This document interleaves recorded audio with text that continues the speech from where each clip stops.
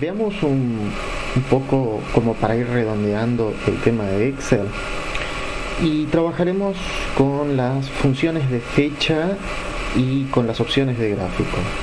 Las funciones de fecha sin duda son más de las que aquí están, pero con estas en principio serán suficientes como para toda vez que tengan que realizar una planilla de control y esta involucre fechas en sus planillas.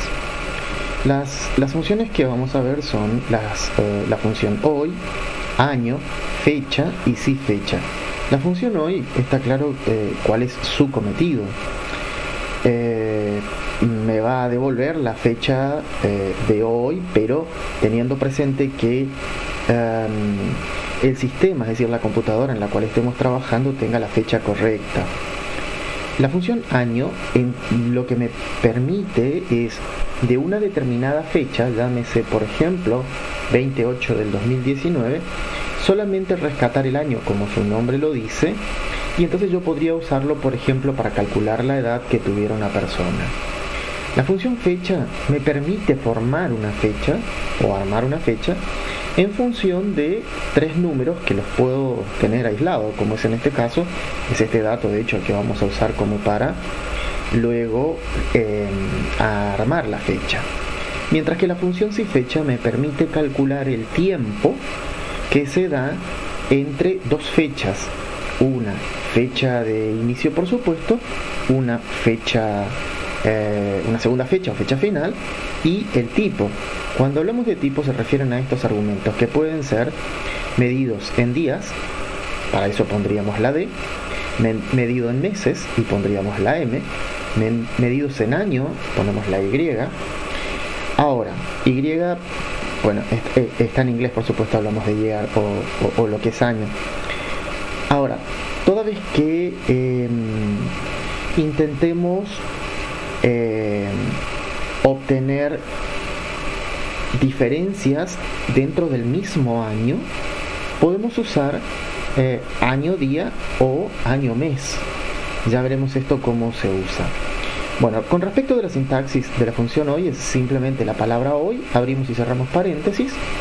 Es una de las pocas funciones que trabaja sin parámetros, mientras que la función año trabaja con un año actual, en este caso menos, por ejemplo, un año de nacimiento me permitiría obtener la fecha de nacimiento de una persona. Mientras que la función fecha requiere de un número que va a actuar como año, el segundo número que va a actuar como mes y el tercero como día, en ese orden.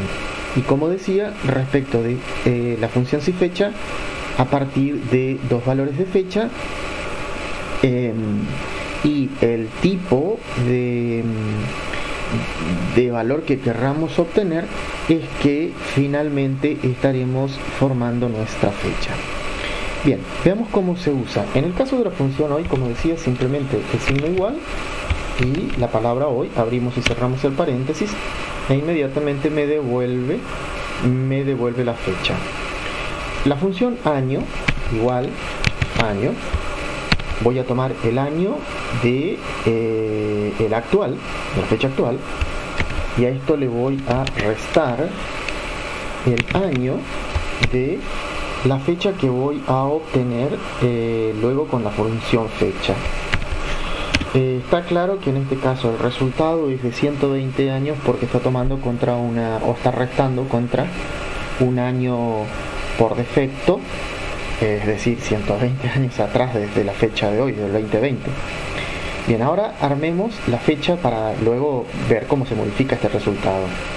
La función es fecha y como dijimos, lo primero que voy a marcar es lo que corresponde al año, luego lo que corresponde al mes, finalmente lo que corresponde al día. Dicho eso, automáticamente me lo arma a la fecha y como verán también aquí ya sufrió un cambio porque lo que estamos restando es 28 del 2020 menos 28 del 2019. En realidad estamos restando 2020 menos 2019 y por eso es este resultado.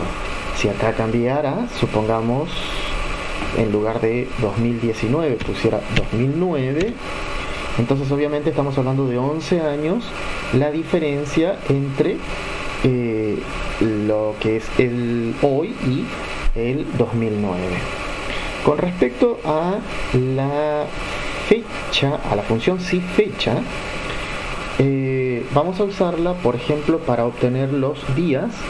Vamos a volver otra vez a esto, 2019. ¿Sí? 2019, un año de diferencias.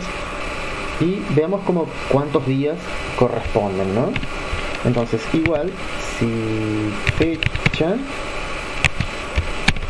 abrimos paréntesis, ponemos la fecha de inicio, es esta nuestra fecha de inicio, la fecha final, que es la de hoy, y en este caso pretendemos que nos dé el resultado en días. Nos dice que son 366 días por el hecho de que estamos hablando de del 20 al 19 son 365 días, pero como ya es 20 otra vez, es un día más, por eso los 366. Si lo buscamos en meses, entonces digo igual, si fecha, abro paréntesis, fecha de inicio, fecha final, en este caso en meses, me dice que son 12 meses. Si lo hacemos en año, igual si fecha, abro paréntesis, fecha de inicio, fecha final, tomado en años,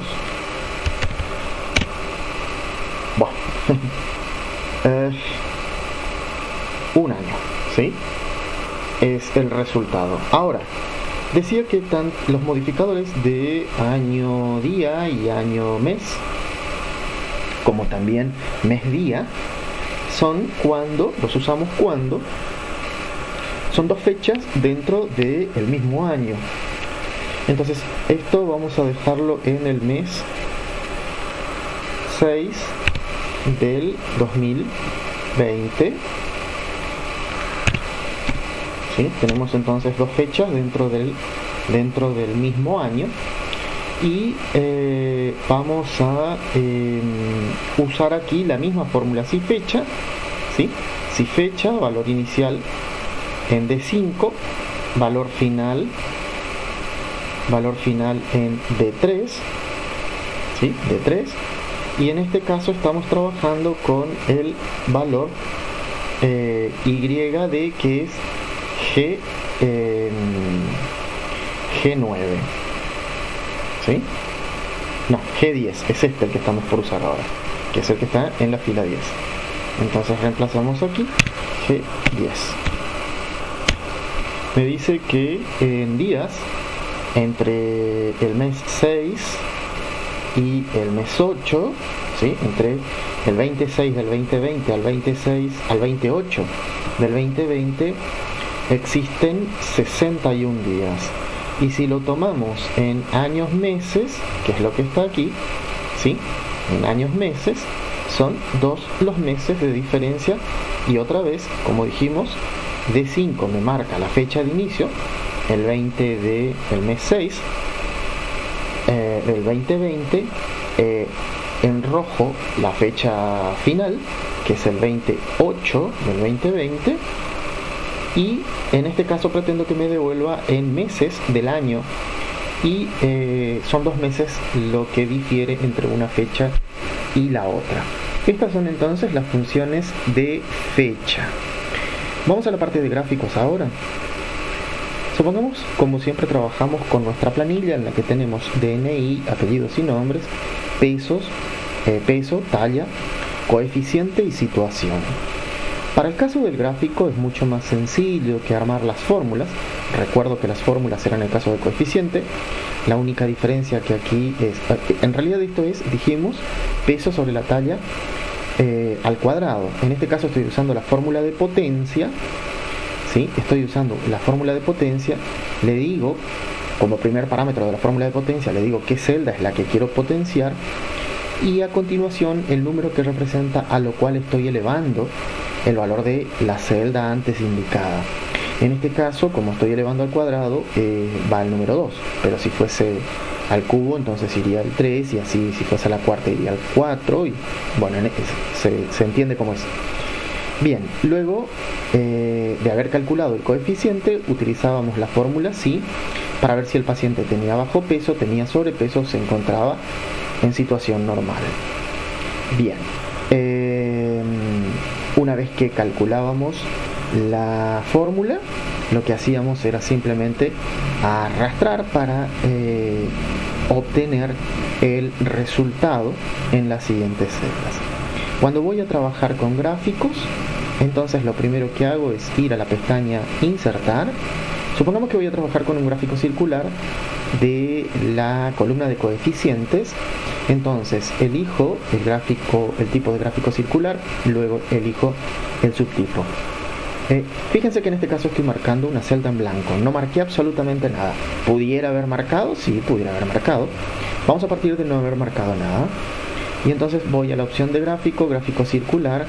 El resultado, una ventana completamente en blanco. ¿Sí? Voy a ahora comenzar marcando los datos con los cuales voy a graficar. ¿Sí?